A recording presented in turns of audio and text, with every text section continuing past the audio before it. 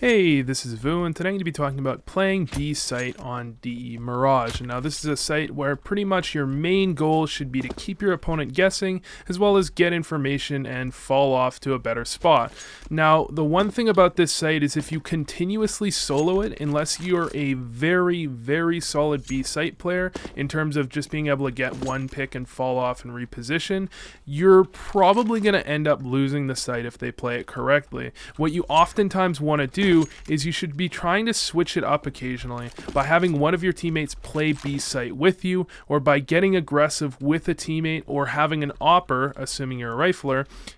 play an angle where you wouldn't normally play to make the opponent worried about doing certain things that otherwise they wouldn't be worried about. A lot of going towards B site when you're on T side is peeking angles where there are multiple spots you can be shot at from. So what you can try and do is try and make them afraid of those certain angles. So for example, if they were to walk past here, if you have had an opper and market before, or you've had a player here before, or you've had a player there before, they always have to be worried about those spots in a very vulnerable position. So they have to kind of take one guess, and they're going to be more and more worried about going towards this bomb site the more they're pressured when they're in this specific area, peeking a ton of different angles at once. Now, if you don't want to be peeking those angles, which are angles that can be fairly risky, because for example, if you're opping from market, they can very easily flash out and jump across, and at the worst you get one, which is not what you need to be getting. At B, it's just not good enough to get one and then allow the enemy to get the bomb site control. You need to be getting like two or one and delaying them for quite some time while staying alive. And that's why playing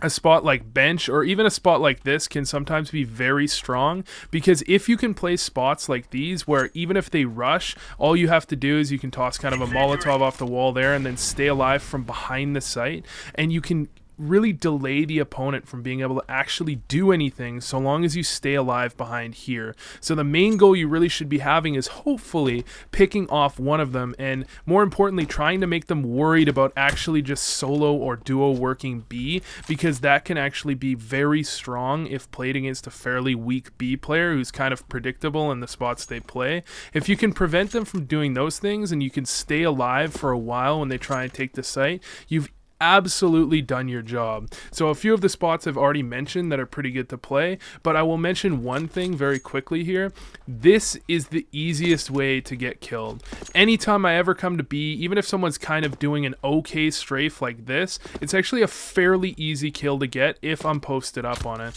So what you want to be doing is one of two things. You can try and jump across like this, where you're jumping across from below and then getting a little bit of information, and you can actually spam crouch at the same time if you want to make it a little bit harder to see you. Or you can go out on the right side where you want to jump fairly late, so like that, where you just get kind of a glimpse of them there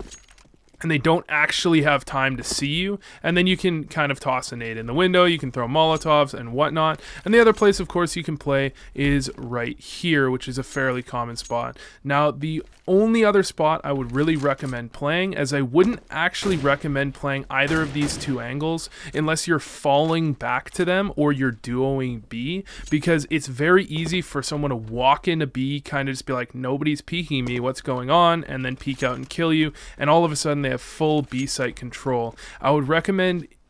kind of playing a spot right here. Now, I'm not 100% sure how to do it, but there's actually a way to throw a one-way smoke towards here where you can actually see through it and they can't see you. I'm really not sure how to do it, but even without that one-way smoke, playing in this window, in this angle, and peeking down towards here is actually a very effective way to play when this first smoke starts to dissipate. Now, of course,